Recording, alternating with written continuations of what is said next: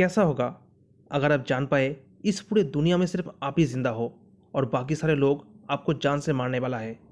तो हेलो दोस्तों, स्वागत है आप सभी का मेरे इस वीडियो में। कहानी शुरू होता है सैम नाम के एक सिंगर से जो पेरिस में रहता था। एक दिन सैम जाता है अपने एक्स गर्लफ्रेंड फैनी के घर में, क्योंकि सैम की कुछ गाने का कैसेट उसके घर में रह गया था। सैम जाकर देखता है फैनी के घर में पार्टी चल रहा था, पर सैम को कुछ इंटरेस्ट नहीं था उस पार्टी में। इसीलिए वो डायरेक्ट जाकर फैनी से उसका कैसेट मांगता है।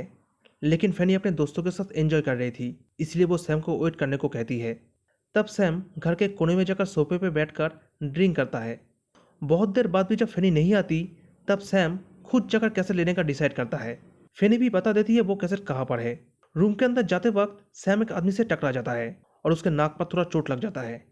फिर रूम के अंदर जाकर सैम वो सारे कैसेट ढूंढता है, पर अचानक वो देखता है उसके नाक से खून निकल रहा था। तब वो उस रूम का दरवाज़ा बंद करके उसी रूम के अंदर रेस्ट करने लगता है।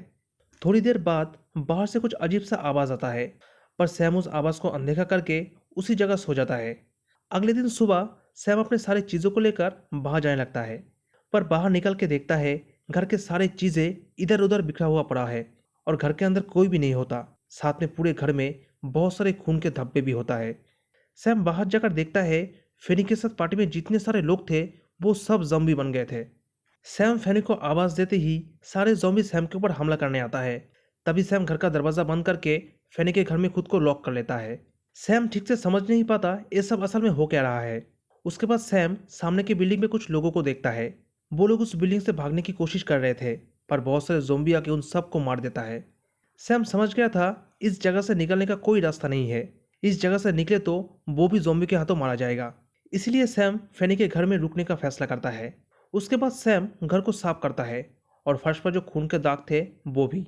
खून के दाग साफ करते हुए वो नीचे के रूम में कुछ आवाज़ सुनता है।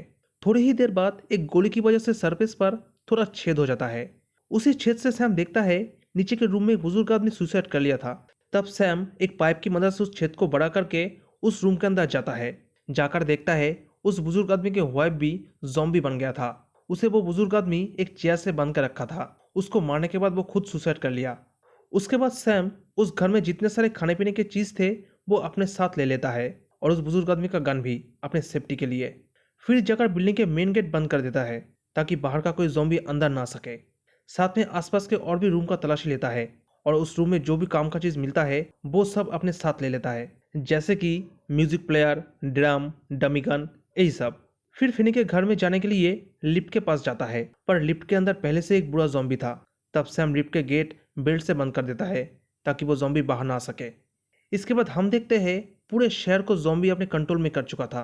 कोई भी आवाज़ सुनते ही वो सारे ज़ॉम्बी उस जगह पहुंच जाते थे किसी को भी मारने के लिए। इस तरफ सैम अपने पुराने गानों को सुनकर ही वक्त बिता रहा था और उसके पास कितने दिनों का खाना बचा हुआ है वो भी हिसाब लगाता है। कुछ दिन ऐसे जाने के बाद अकेलेपन की वजह से सैम बहुत इरिटेट हो गया था। इसी वजह से वो बहुत जोर जोर से ड्रम बजाने लगता है। उसे एहसास नहीं था कि ड्रम की आवाज़ से ज़ॉम्बी उसके पास आ जाएंगे। इसी तरह सैम ड्रम बजा के और डमी गन से ज़ॉम्बी को निशाना लगा के अपने वक्त बिता रहा था। फिर एक दिन सैम जब नहा रहा था तब टंकी की पानी खत्म हो जाता है। इसलिए वो छत के ऊपर बहुत सारे बाल्टी, पॉट, बोतल रख देता है ताकि उसमें बारिश की पानी भर जाए और वो पानी यूज़ कर सके। उसके बाद रात को जब सैम सो रहा था तब वो बहुत बुरा सपना देखता है कि बहुत सारे ज़ॉम्बी उसके रूम में आकर उसको बुरी तरह मार देता है। इसी तरह कट रहा था सैम का हर दिन। अकेलेपन सैम को अंदर से ख़त्म कर रहा था। उसे कोई साथी चाहिए था जिससे वो बात कर सके। किसी को ना पाकर वो लिफ्ट के अंदर जो ज़ॉम्बी था उसके साथ बात करने लगता है। सैम उसका नाम एल्फ्रेड रखता है। फिर एक दिन सैम ज़ॉम्बी के ऊपर डेमिगन से निशाना लगा रहा था। तब वहाँ पर एक बिल्ली को देखता है। सैम को उस बिल्ली में अपना एक साथी दिखाई देता है। तब वो नीचे जाकर मेन डोर खोल के बिल्ली को खाना दिखाकर अपने पास बुलाता है, पर वो बिल्ली दूसरी तरफ चला जाता है। तब सैम बाहर निकल के जाता है उस बिल्ली को ढूंढने, पर उसी वक्त बहुत सारे ज़ॉम्बी सैम के ऊपर हमला कर देता है। सैम किसी तरह बच के बिल्डिंग के अंदर आ जाता है और गुस्से में आकर उस बिल्ली को गोली मार के मार देता है। ज़ॉम्बी से बच के भागते वक्त सैम के पैर में थोड़ा चोट लग जाता है। सैम डरने लगा था कि शायद ये चोट ज़ॉम्बी की काटने की वजह से हुआ है। इसलिए वो डिसाइड कर लेता है वो ज़ॉम्बी बनकर नहीं जिएगा और गन अपने सर की तरफ एम करके एक चेयर पर बैठ जाता है ताकि अगर उसे थोड़ा भी एहसास हो कि वो ज़ॉम्बी बन रहा है तो खुद को मार सके। थोड़ी देर बाद सैम समझ जाता है कि ये पैर का चोट ज़ॉम्बी की वजह से नहीं हुआ और इसलिए सैम जोर जोर से हंसने लगता है। इसी तरह कुछ महीने कट जाता है। उसके बाद शुरू होता है ठंड का मौसम। सैम घर के अंदर कुछ चीज़ों को जलाकर घर के अंदर गर्मी पैदा करता है और गर्म पानी से नहाकर एक सुकून फील करता है।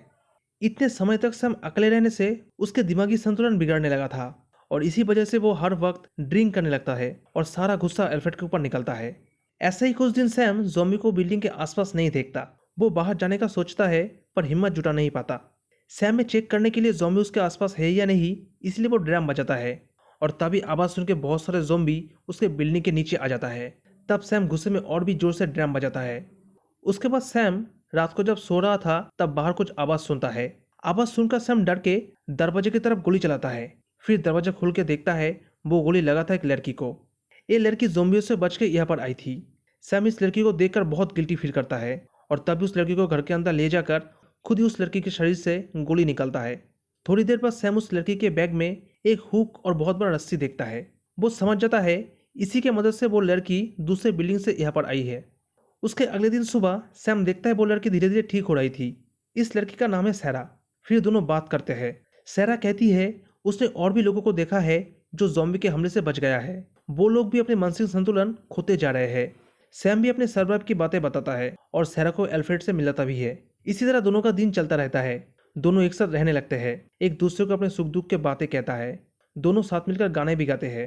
सैम धीरे धीरे सैरा को पसंद करने लगा था और ये बात सैम एल्फ्रेड को बताता है। उसके बाद एक दिन सैम खाने पीने की चीज़ों को हिसाब लगाता है और देखता है कि बहुत ही जल्दी सारे खाने पीने का चीज़ खत्म हो जाएगा। इसीलिए सैम जाता है बिल्डिंग के सबसे नीचे वाले रूम में। जाने के बाद रूम के दरवाजे में एक छोटा सा छेद करके उस रूम के अंदर जितने सारे ज़ॉम्बी थे उन सबको मार देता है। फिर रूम के अंदर जाकर वहाँ से जितने भी खाने पीने की चीज़ मिलता है वो सब अपने साथ लेकर आता है। आने के बाद सैम घर में सैरा को नहीं देख पाता। बहुत ढूंढने के बाद सैम देखता है सैरा छत के ऊपर जाकर उदास होकर बैठी है। सैरा सैम से कहती है हमें इस जगह से दूसरे जगह जाना होगा, नहीं तो हमें पता नहीं चलेगा इस जगह से बाहर कोई सुरक्षित जगह है या नहीं। तुम भी मेरे साथ चलो, अगर तुम यहाँ पर रुके तो या तो तुम मर जाओगे या फिर पागल हो जाओगे। पर सैम जाने से मना कर देता है और सैरा को भी रोकने की कोशिश करता है, पर सैरा अपना डिसीजन ले लिया था, इसलिए सैम गुस्सा होकर वहाँ से चला जाता है। थोड़ी देर बाद सैम अपनी गलती को समझ के सैरा से माफ़ी मांगने जाता है। लेकिन यहीं पे मूवी का एक सस्पेंस सामने आता है।